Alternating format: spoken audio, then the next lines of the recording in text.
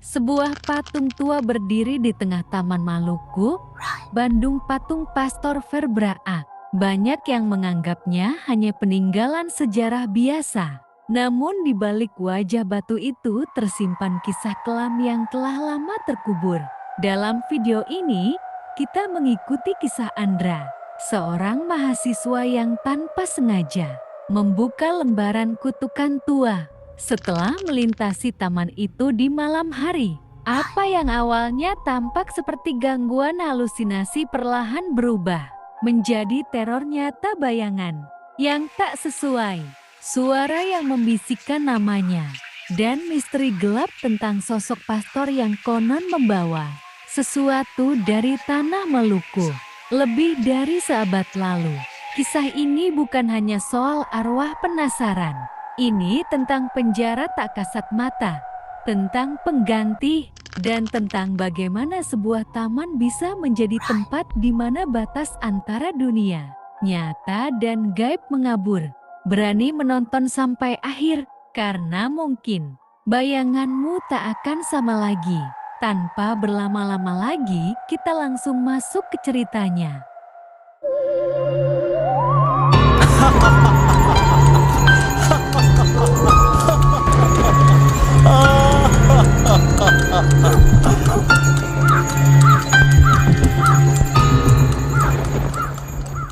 Hujan gerimis turun pelan di atas dedaunan Taman Maluku, menyisakan aroma tanah basah dan dingin yang menusuk tulang. Lampu taman berkelip redup, beberapa bahkan padam seperti tak ingin mengganggu keheningan malam. Di tengah taman yang sepi itu berdiri tegak sosok patung batu tua Pastor Verbraak. Tatapan kosongnya seolah menembus siapapun yang berani menatap balik. Konon katanya, jika kau terlalu lama berdiri di depan patung itu saat malam hari, kau akan mendengar bisikan yang bukan berasal dari dunia ini. Taman Maluku, sebuah taman kecil nan rindang di jantung kota Bandung, menyimpan sejarah kelam yang jarang diketahui warga. Di sanalah berdiri sebuah patung dari masa kolonial, menggambarkan seorang pastor Belanda bernama Verbraak. Ia dikenal sebagai misionaris yang berdedikasi tinggi tapi juga penuh misteri.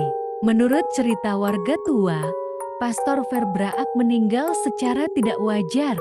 Ia dikabarkan tewas di tanah Maluku dalam kondisi mengenaskan setelah dituduh terlibat dalam ritual terlarang.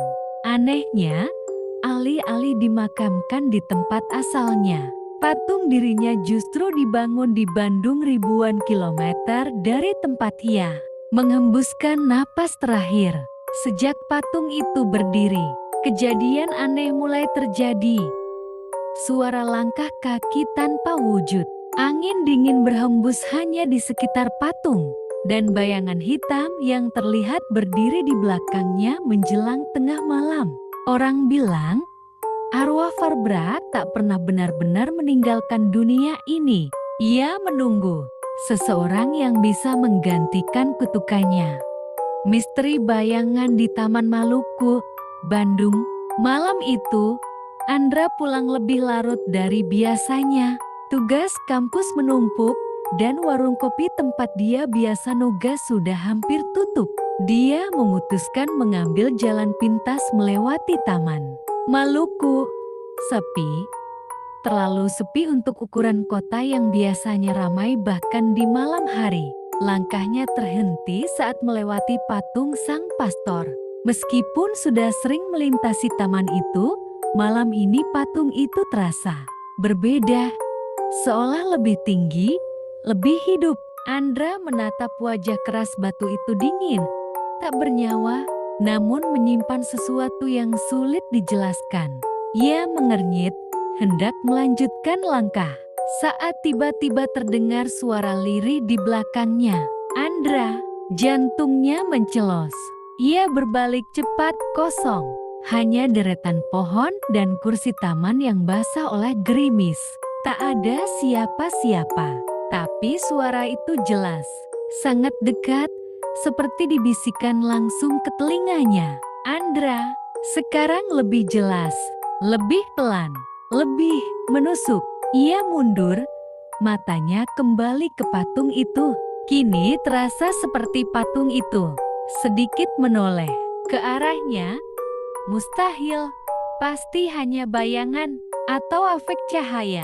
Andra menggelengkan kepala, menertawakan dirinya sendiri, lalu berjalan cepat meninggalkan taman.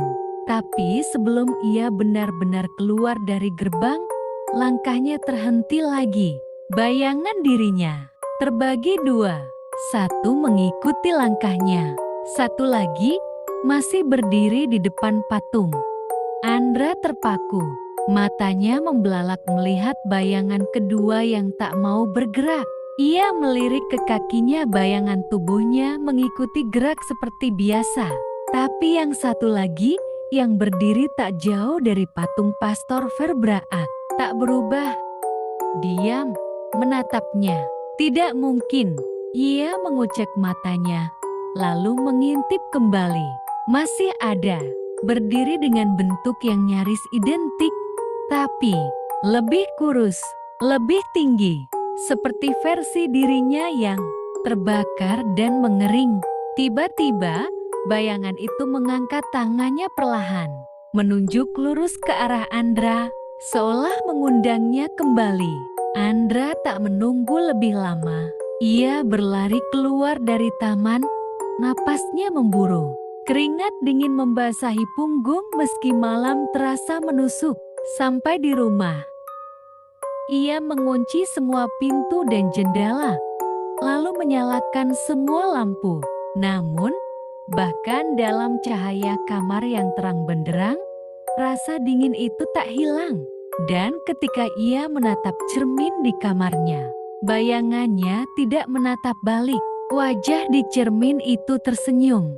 Keesokan harinya, Andra memutuskan untuk mencari tahu. Ia kembali ke taman siang hari kali ini dengan banyak orang berlalu lalang. Ia memperhatikan patung itu, mencoba meyakinkan diri bahwa semalam hanyalah halusinasi. Tapi saat ia melihat lebih dekat ke plakat yang terpasang di bawah patung, keningnya mengernyit. Plakat itu sekarang memiliki ukiran baru, tak terlalu mencolok, tapi terlihat jelas bila diperhatikan. Yang melihatku dalam gelap akan menjadi aku dalam terang. Andra menoleh cepat, tak ada yang memperhatikan, tapi detak jantungnya kembali tak karuan. Dia merasa ada sesuatu yang tumbuh dalam dirinya. Sebuah suara yang ia dengar semalam, kini membisik dari dalam kepalanya sendiri. Kau telah melihatku, dan kini kau bagian dariku. Hari-hari setelah kejadian itu jati aneh. Andra mulai lupa hal-hal kecil, letak kunci, isi obrolan dengan teman, bahkan rute pulang ke rumah. Tapi yang paling mengganggu adalah bayangan itu. Ia selalu merasa ada sosok yang mengikutinya. Tak pernah jauh, selalu berada di sudut mata. Dan setiap malam, suara Pastor Verbraak makin jelas. Bukan kau yang pertama, tapi mungkin kau yang terakhir. Suatu malam, Andra nekat menyelidiki lebih jauh. Ia mengunjungi perpustakaan lama di sudut kota, mencari arsip tentang Pastor Verbraak. Tak mudah, nama itu jarang disebut. Tapi setelah menggali cukup lama, ia menemukan artikel tua bertanggal ke 1910. 3 misionaris hilang di Ambon, hanya 1 kembali. Dalam laporan itu, Pastor Verbraak disebut sebagai satu-satunya yang selamat dari ekspedisi penginjilan di Pegunungan Maluku. Tapi yang aneh, setelah kembali ke Batavia, sekarang Jakarta, ia dikucilkan oleh gereja. Tak pernah lagi berkhotbah, tak pernah menulis, hingga akhirnya menghilang. Namun ada satu catatan dari seorang pastor lain yang membuat bulu kuduk Andra merinding. Verbraak tidak kembali sendiri. Ia membawa sesuatu yang memakai wajah manusia, tapi bukan manusia. Andra menutup arsip itu dengan tangan gemetar. Napasnya memburu. Tapi saat ia berdiri, sebuah buku jatuh dari rak di belakangnya. Terbuka pada halaman pertama, tanpa pengarang. Hanya satu kalimat yang tertulis. Taman Maluku adalah penjara, dan patung itu adalah kuncinya. Malam itu, Andra bermimpi. Ia berdiri di tengah taman, di depan patung Verbraak. Tapi taman itu gelap, kering, dan kosong. Patung itu bergerak, perlahan menunduk ke arahnya. Dari matanya mengalir darah hitam pekat. Jika kunci dibuka, pengganti harus tersedia. Andra terbangun dengan teriakan. Tapi di cermin kamarnya, kini bukan hanya ada satu bayangan lain. Ada tiga, dan semuanya tersenyum. Andra tak bisa tidur lagi. Tiga bayangan di cermin kini tak lagi diam. Mereka bergerak, meniru setiap gerakannya. Tapi dengan jeda yang aneh seolah sedang belajar menjadi dia. Suara Pastor Verbraak kini tak hanya di kepala, tapi di mana-mana. Di suara hujan, di derit pintu, bahkan di gumaman angin. Andra tahu waktunya tak lama. Ia harus ke taman, harus mengakhiri ini. Tengah malam, ia kembali ke Taman Maluku. Gerimis turun, sama seperti malam pertama. Patung Pastor Verbraak berdiri di tempatnya seperti biasa diam, kokoh. Tapi malam ini terasa hidup, seperti sedang menunggu. Andra berdiri di depannya. Bayangannya terbelah lagi. Kali ini Jati 4. Ia berteriak, "Apa yang kau mau?"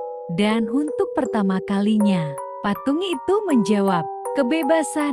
Tanah di sekitar patung mulai retak. Akar-akar tua mencuat dari dalam tanah, berdesir seperti ular. Dari bayangan di tanah, muncul bentuk manusia, wajah-wajah kosong tanpa mata. Tubuh yang hangus, dan satu di antaranya adalah Andra sendiri. Versi dirinya yang sudah hancur. Dandra sadar sekarang, kutukan itu membutuhkan pengganti. Seseorang harus tinggal, agar yang lama bisa pergi. Pastor Verbraak ingin bebas, dan ia hanya bisa bebas jika seseorang menggantikannya. Di dalam penjara bayangan itu, Andra mundur, tapi akar-akar itu mencengkeram kakinya. Bayangannya menjerit, bukan suara manusia lagi. Telinganya berdarah, penglihatannya kabur, tapi ia tahu ia punya pilihan, melawan atau menerima. Dalam detik terakhir, Andra menarik sesuatu dari tasnya, sepotong cermin kecil. Ia arahkan ke patung, dan saat cermin itu menangkap refleksi Verbraak, segalanya meledak dalam cahaya putih menyilaukan. Taman Maluku, pagi hari. Seorang petugas kebersihan menyapu jalan setapak yang masih basah oleh embun.